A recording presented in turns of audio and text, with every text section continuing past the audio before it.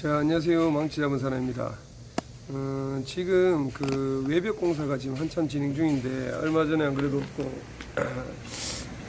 네이버 그 뉴스를 보면서 그 지금 주택에 관한 그 문제점에 대해서 저희가 또 설명을 한번 드리도록 할게요. 지금 보시면 저희가 그 외벽 공사를 하고 있는 그 가정입니다. 가정에서 저도 이제 이런 그 보도를 확인을 하면서 뉴스를 보면서 지금 우리가 하고 있는 그 주택 외벽의 공사 부분과 그리고 뉴스에서 나왔는 그런 외벽 부분에 대해서 문제점에 대해서 제가 설명 한번 드리도록 하겠습니다. 지금 그 보시면은 그 주택 그 외부의 신축 같은 경우 1년이 채 되지 않아서 외부에 크랙이 발생이 된다든지, 이거는 외벽 부분에 그 분명한 그 내력벽에 그 대한 부분이기 때문에 이쪽 부분에 대해서 크랙이 발생된다는 부분은 엄청나게 지금 심각한 문제가 있다는 얘기예요. 그래서 보통 제대로 된 이제 업체가 시공을 했었을 때는 뭐 집안이 기본적으로 다짐 작업이라든지 튼튼하게 되면은 침하가 될 우려가 없습니다. 침하가 될 걱정 자체를 안 해도 되는데 1년이 채 되지도 않은 상태에서 내력벽이 되는 그 구조적의 부분에서 균열이 간다. 그 부분은 정말 지금 심각한 부분이기 때문에 어떤 부분이 문제가 되냐면, 분명히 그 집안 자체를 다짐 작업이라든지 기초 부분에 문제가 되는 부분이 있고요. 그리고 그 2층, 3층짜리 그 건물에 의해서 양생 그 존치 기간을 준수하지 않고 무리한 타설로 인해 가지고 균열이 그 발생되는 그 원인이 있을 수도 있고요. 그리고 시간이 분명히 이제 그때 아마 그 동절기라든지 하절기 때 날씨가 많이 덥거나 많이 추울 때 콘크리트 타설을 해서 그 기본적으로 그 온도를 유지하지 않고 무리한 타설로 인해 가지고 그 건물의 구조적 균열로 인해서 외부에 뭐 치장벽돌이라든지 여러 가지 구조적으로 이제 2차 피해가 발생되는 그 경우들이 있는데, 그렇게 되면 어떤 손실들이 발생이 되냐면은 일단 우선적으로 그 균열로 인해서 그 안쪽으로 철근 쪽이 노출이 되는 부분에 이제 누수가 이제 발생되고 그쪽으로 이제 빗물이 침투가 되게 되는 거죠. 그러면 그렇게 되면서 결국에는 철근이 부식이 되게 됩니다. 철근 부식으로 인해 가지고 그 내부에 습한 현상이 발생이 되고요. 그리고 2차 피해로 이어지는 거는 이제 그 내부의 그 도배 마감이라든지 인테리어 마감들이 결국에는 손상을 입게 됩니다. 그래서 이런 부분들이 정말 안타까운 소식이지만은 지금 뭐 이런 그 자료를 보면서 저도 생각을 많이 해봤는데, 소비자분들은 일단 기본적으로 그 금액적인 부분을 저렴하게 공사를 하기를 원하고 그 존치 기간을 준수하지 않습니다. 왜냐하면 또 업자분들 같은 경우에도 그 기간 자체를 최소한으로 공사를 끝내려고 하다 보니까 결국에는 공기 싸움이거든요. 공기 싸움인데 그런 부분에 있어서 결국에는 하자가 발생이 되는 거고요. 보통 우리가 그 주변에 이런 뭐 원룸이라든지 뭐 이렇게 원룸 빌라 그리고 뭐 단독주택 이런 신축 공사를 하게 되면은 목조주택이라든지 뭐 그 철구조물이나 뭐 스틸 구조라든지 이런 것 같은 경우는 큰 문제가 안 되는데, 습식이 제일 문제가 많이 돼요. 습식, 콘크리트 구조라든지 기본적으로 뭐 이렇게 뭐 조적, 벽돌 구조라든지 이런 것들은 온도에 되게 민감한 부분이기 때문에 무리하게 타설을 한다든지 무리한 그 온도에 의해서 그 무리하게 그 공기를 맞춘다든지 하게 되면 문제가 무조건 돼요. 그래서 보통 이런 구조물을 설치를 할 때는 신경을 많이 써야 되고요. 그리고 보링 콘크리트를 치면서 그 다음 공정 신축 공사에 일어서서 기초공사 같은 부분은 이제 제일 중요한 부분이죠. 그리고 콘크리트로 따졌을 때 기초로 이어져서 그 콘크리트 구조물로 이어지게 되는데, 이런 부분들은 사실상 사람들이 이제 조금 그냥 안이하게 생각하는 경우들이 많아요. 그래서 그 구조 보면은 이제 그 콘크리트 구조 같은 경우도 강도가 다 있습니다. 뭐 180, 뭐 210, 240 이런 그 강도가 있는데, 그런 콘크리트 강도 같은 경우도 비용 차이가 얼마 나지 않지만 이런 부분들도 신경 써서 강도를 좀 높게 해서 집을 지으시면 튼튼한데, 무엇보다는 좋은 자재를 가지고 건축을 한다 하더라도 그 시공사의 그 마인드 같아요. 시공을 하시는 분의 어떠한 마인드인가에 따라서 이런 하자 부분이 발생이 되고 안 되고가 결정되는 것 같습니다. 사실상 그 시중에 나와 있는 그 모든 마감재들은 뭐 자재 같은 경우는 우수해요. 우수하고 제품 자체가 우리 그 국내에서 개발했는 제품들은 워낙 우수해서 해외로도 많이 이제 그 수출이 되고 있는 그 사항들이기 때문에 이 좋은 마감재를 가지고 어떠한 시공사가 붙어서 어떻게 마감을 잡는가에 따라서 관건인 것 같습니다. 아무리 그 좋은 주택이라고 해도 좋은 창호를 쓴다 해도 시공을 하시는 입장에서 그 창호를 단열을 그 신경 쓰지 않고 그냥 그 막 시공을 해서 하게 되면 결국에는 창호의 단열 성능은 좋은데 그 시공 그 부주의로 인해 가지고 그 단면 부분에 결국에는 다 이런 그 우풍이 발생되고 그리고 하자가 발생되고 이러는 원인들 자체가 시공사의 마인드입니다. 마인드.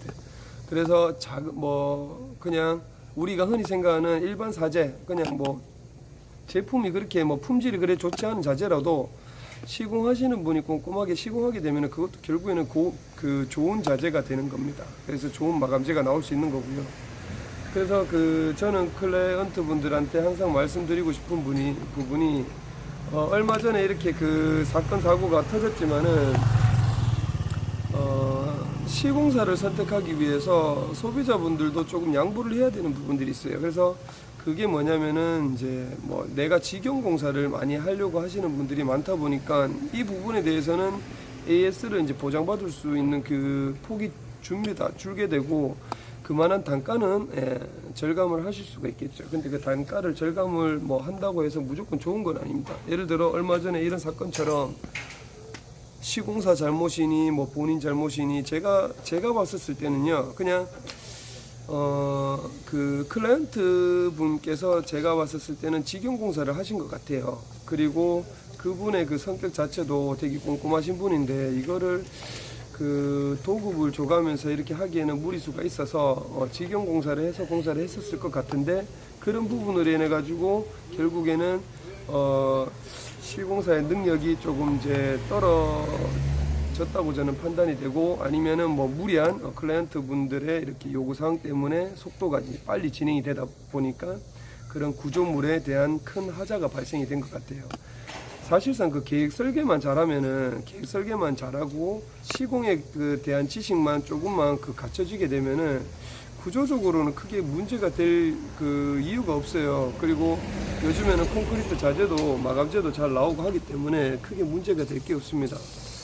근데 이제 그 한겨울에 시공을 할 때 뭐 온도 차에 의해서 아니면은 뭐 한여름에 시공할 때 온도 차에 의해서 분명히 문제가 되었던 부분인 것 같아요. 그리고 뭐 배수 설비라든지 전기 그 다음에 뭐 기본적으로 그 큰 틀로 따지면 구조가 되겠죠. 그런 부분에 있어서 만약에 하자가 발생되면 금액이 어마어마합니다. 금액보다는 그 정신적 스트레스가 장난이 아니죠. 예를 들어 입주를 해가지고 정말 행복한 가정을 꾸리려고 하는데 구조적으로 문제가 생겨버리게 되면은 결국에는 그 내부에 그 뭐 배관, 전기 이런 설비 이쪽 부분에서 문제가 되게 되면은 바깥에 치장 부분에서 문제가 되면은 언제든지 바꾸고 다시 하면 돼요. 하지만 구조적으로 만약에 균열이 가고 예를 들어 뭐 배관이 없고 뭐 배수가 안 되고 뭐 전기가 뭐 예를 들어 뭐 전압이 났다든지 아니면은 전기에서 뭐 아스가 자꾸 걸려서 차단기가 떨어진다든지 이러한 부분이 발생되게 되면은 감당할 수 없는 그 금전적 피해가 발생될 수가 있습니다. 그래서 이런 부분 때문에 저는 이제 항상 말씀드리고 싶은 얘기는 그 건축주분께서 직영공사를 한다라고 하시더라도 정말 구조적으로 완벽하게 하시는 업체분을 선정하셔가지고 공사를 하셔야 되고요. 그리고 가급적이면은 무조건 그 전문 업체를 선택을 하셔가지고 꼭 그 도급을 주시는 게 제일 안전합니다.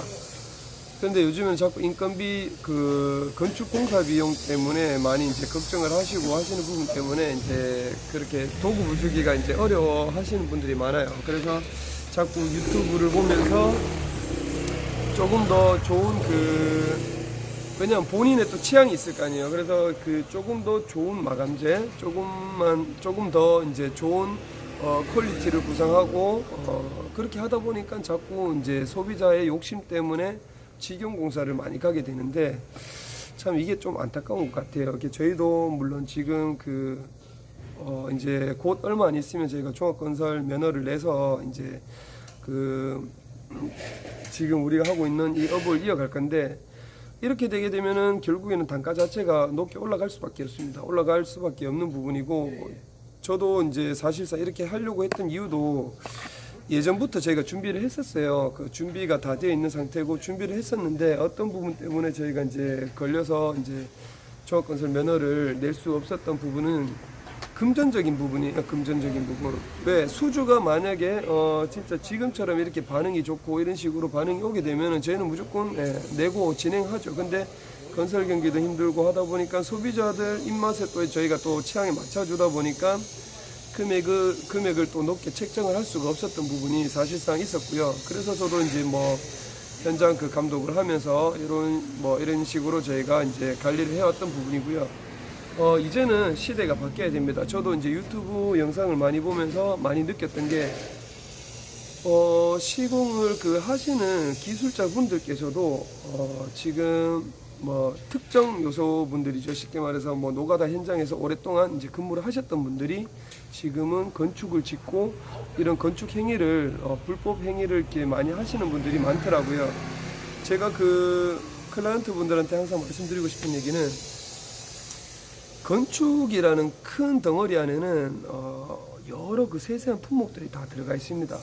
거기에 보시면은 설계를 전문적으로 하시는 분, 설비를 전문적으로 하시는 분, 목수를 전문적으로 하시는 분, 타일을 전문적으로 하시는 분, 그리고 외장을 전문적으로 하시는 분, 이런 부분들이 세세하게 다 나뉘어져 있어요. 그런데 이거를 통합적으로 이제 관리를 해서 이렇게 진행하기 위해서 결국에는 이런 면허가 있는 업체를 선정하셔가지고 공사를 해야 되는데, 이런 부분 때문에 결국에는 금액이 너무 발생되는 부분에 의해서 이제 부담이 된다 하셔가지고, 흔히 조금 건축에 대한 지식이 있으신 예를 들어 설비를 하셨던 분이나 아니면 토목 쪽으로 좀 하셨던 분이나 아니면은 요즘 같은 경우는 목조주택이라든지 이런 부분이 유행이다 보니까 목조를 전문적으로 하시는 분들한테 의뢰를 하시는 부분들이 많은데, 요즘에 지금 건축법이 엄청나게 지금 많이 강화되어 있어요. 그리고 얼마 전에 이런 사건 때문에 결국에는 더 타이트하게 조사가 들어갈 겁니다. 그렇기 때문에 꼭 신경을 쓰셔가지고 전문 업체를 선정하셔가지고 공사를 하시기 바라고요. 설사 만약에 직영공사를 하신다고 하시면은 고객님이 완벽하게 감독관이 될 수 있는 능력치만큼 공부를 하셔가지고 개개인 특정 기술분들한테 하나하나 도급을 주던지 그런 분들한테 개개인 업무를 각자 부담을 할 수 있게끔 이렇게 업무를 진행을 하셔야 되지, 어설프게 그런 분들한테 모든 것을 위임을 해버리게 되면은 결국에는 클라이언트 분들의 손실과 2차적인 피해 엄청나게 큽니다. 보통 주택이라는 거는 준공검사를 맡고 1년 동안은 전혀 문제가 되지 않습니다. 잘. 구조적으로 같은 경우는 한 2년 정도가 지나게 되면은 균열이라든지 이런 부분들이 발생이 될 수가 있고요. 그리고 내부적인 누수라든지 이런 부분들은 1년이 채 안 돼서 바로 확인이 돼요. 확인이 되는 부분들이 있으니까 이런 부분들을 꼼꼼히 체크를 하셔야 되는데, 소비자분들께서는 그게 이제 확인이 안 되는 거죠. 그래서 저는 이런 말씀을 드리고 싶어요. 만약에 1억이라는 공사 금액을 가지고 주택을 공사를 지었어요. 근데 전문 업체한테 맡기려고 하니까 1억 5천이라는 금액이 나왔어요. 근데 1억 5천의 금액을 주고 장기적으로 유지, 관리, 보수를 하느냐, 아니면 1억을 주고 1년, 2년 안에 문제가 생겨서 결국에는 그분들하고 클레임이 걸려서 민사소송으로 가서 결국에는 법적 문제를 끌고 갈 것이냐, 이런 부분인데, 세금 부분도 있겠죠. 저는 정당하게 세금을 내고 합법적으로 공사를 진행하시는 게 제일 안전하다라고 말씀을 드리고 싶어요.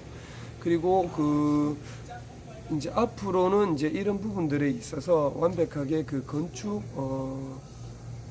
주적인 부분, 건축의 큰 틀 자체는 정말로 전문 업체가 선정을 이제 잘 하셔가지고 전문 업체가 공사를 하게끔 만들어야 됩니다. 이거는 정부에서 조금 규제를 좀 강화해서, 건축 법을 조금 강화해서 그렇게 어설픈 이런 그 사람들이 일당쟁이로 이렇게 일하고 하시는 분들이 집을 짓지 않게끔, 그리고 그분들은 사실상 돌아서면 그만입니다. 유지관리 할 게 없어요. 그리고 도망가면 그만이고요.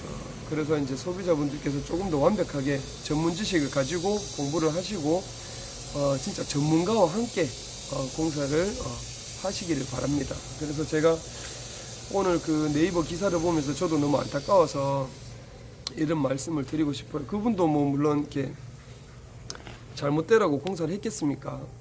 하지만 그분의 그 모르겠어요. 어느 건축주가 잘못인지 시공사가 잘못인지는 모르겠지만은 제가 봤었을 때는 이거를 어차피 둘 중에 한 분이 분명히 잘못을 했기 때문에 이런 문제가 생겼는데, 이게 만약에 진짜 전문 건설업체가 만약에 시공을 했었더라면은 이런 부분이 문제가 발생되었을까 하는 의문입니다. 예.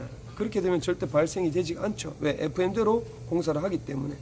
그리고 구조적으로는 절대 발생이 될 수가 없죠. 만약에 이제 문제가 된다면은 뭐 간단한 뭐 누수 부분, 뭐 예를 들어 뭐 인테리어 뭐 내부 쪽으로 뭐 마감 부분, 뭐 배수구 같은 경우는 뭐 한 개 두 개 뭐 모르고 안 낼 수도 있죠. 그런 부분은 클라이언트 분들하고 시공사하고 충분한 미팅 끝에 그 협의 끝에 그 공사를 진행하는 부분이기 때문에 제가 봤을 때는 그 공사를 진행하기 전에 많은 미팅이 있었을 거라고 저도 가정 그 생각을 하고 있어요. 그리고 기본적으로 3D 안을 받아보면서 뭐 작업을 했던 부분도 있고, 그리고 뭐 또 시공사가 만약에 어느 정도 능력이 있으면 그건 상식이라고 생각합니다. 상식으로 뭐 기본적인 배수, 그리고 뭐 왜 클라이언트 분들이 잊고 가시는 부분들이 많아요.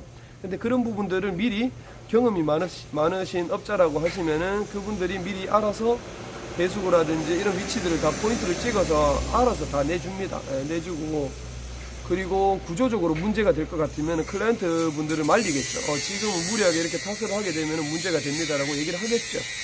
하기 때문에 제가 오늘 영상을 저도 갑작스럽게 키게 됐고요. 하여튼 뭐 최종적으로 뭐 결론은 조만간에 아마 나올 것 같아요. 그래서 저도 클라이언트 분들 지금 건축을 계획하고 계시는 분들한테 이런 부분에 대해서 말씀을 하고 싶었습니다. 자, 이 문제가 자꾸 터지기 전에 준비를 잘 하셔가지고 어차피 평생 한번 집을 지을 거 아닌가요, 그죠? 그런 부분에 대해서 정말 확실하게 계획을 하셔가지고 업체를 잘 선정하시는 게 맞습니다. 돈이 무조건 비싸다고 좋은 것도 아니고 너무 싸다고 좋은 것도 아니고 그냥 클라이언트 분들하고 그 건축사하고 그리고 시공사하고 삼박자가 잘 맞춰서 진행을 하게 되면 전혀 문제가 되지 않는다라는 말씀을 드리고 싶습니다. 자, 이렇게 해서 오늘 영상은 여기까지 찍고 마치도록 하겠습니다. 감사합니다.